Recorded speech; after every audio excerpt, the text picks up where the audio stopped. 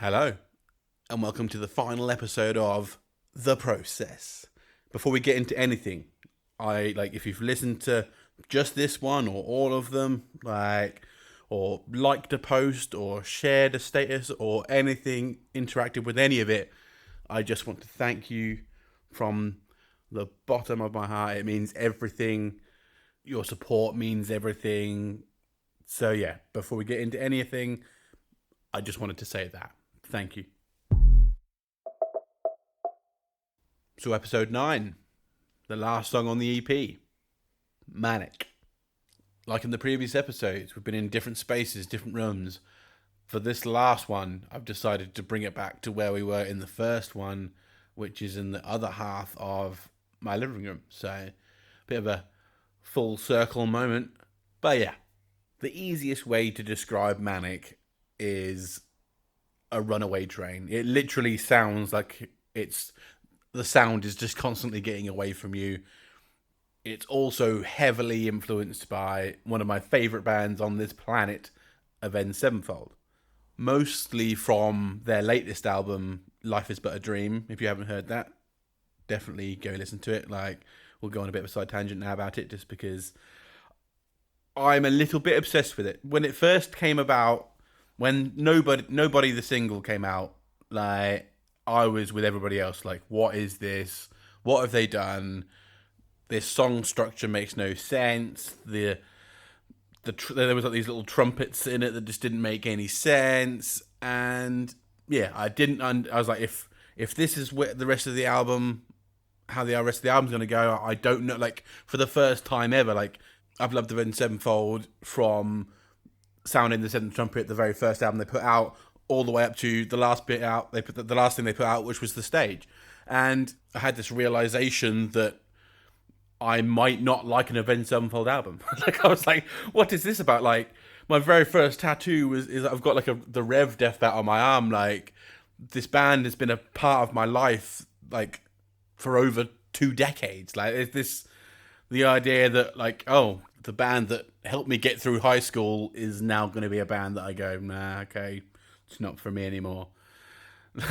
Which sounds extreme. it's just a band, Gary. Chill out. But for people that understand, a band is not the catharsis, and just the being part of a community is just, yeah, we're not going to go down that tangent. But yeah, it was looking a bit worrying. And then the album dropped. And I literally remember where I was when I heard it for the first time. I was cleaning the windows of a house in Mattershall, and I had the album dropped, and I had it in my ears, and the first song was a bit oh god, you've got thrash metal and flamenco guitars, and it just took me on a journey, and Mattel kicked in, and this album that I thought I was gonna hate, I actually it took a while. It was a grower. I'm not gonna be oh my god, it was my favorite album from the first moment I heard it.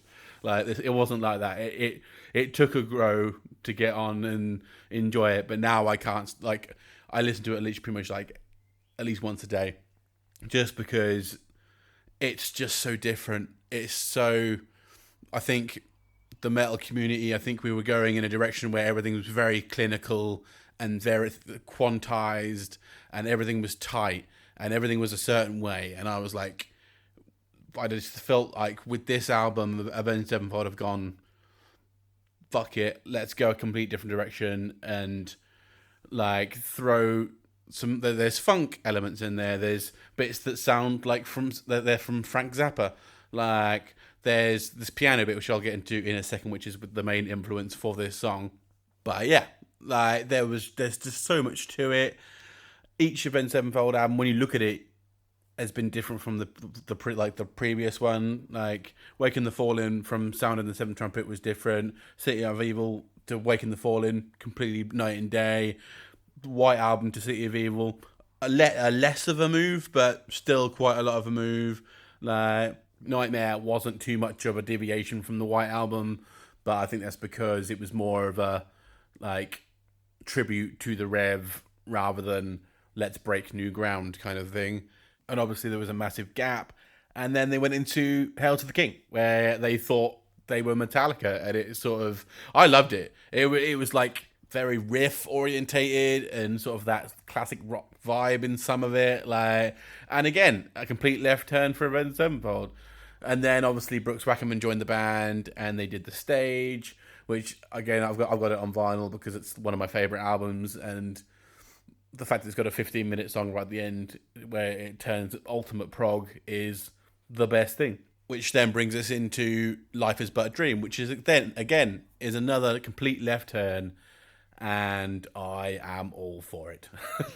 And there's a brief history of Avenged Sevenfold on a massive like tangent in this episode, but let's get back on task.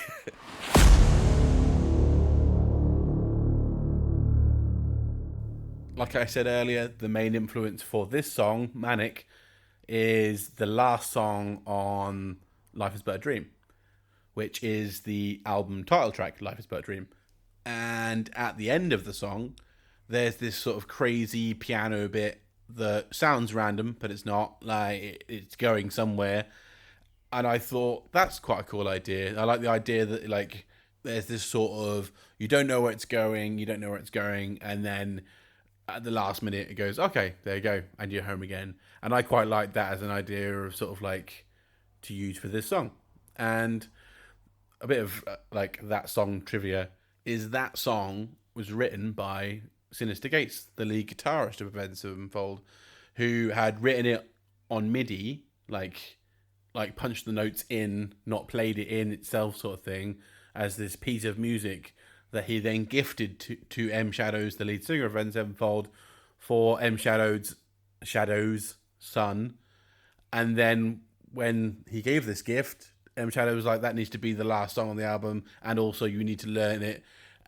You should learn it and play it live, which he then did. They then recorded it at his house on a piano, and he played it live, which I thought was quite cool, to be fair. For a guy that's like known as the lead guitarist of the band, actually comes in and plays this insane piano bit. And yeah, another way Avenged Sevenfold has influenced this song. I'll stop the Avenged Sevenfold stuff in a second, and we'll get on to some like what the actual parts of it. But yeah, the other part of Avenged Sevenfold that influenced this song is that the end of their albums, like atmosphere, they have like this the song ends and it's just atmosphere, which I thought was quite cool again. So that's why at the end of this is there's this rainforest at the end, which leads me on quite nicely into the construction, because that rainforest isn't a rainforest.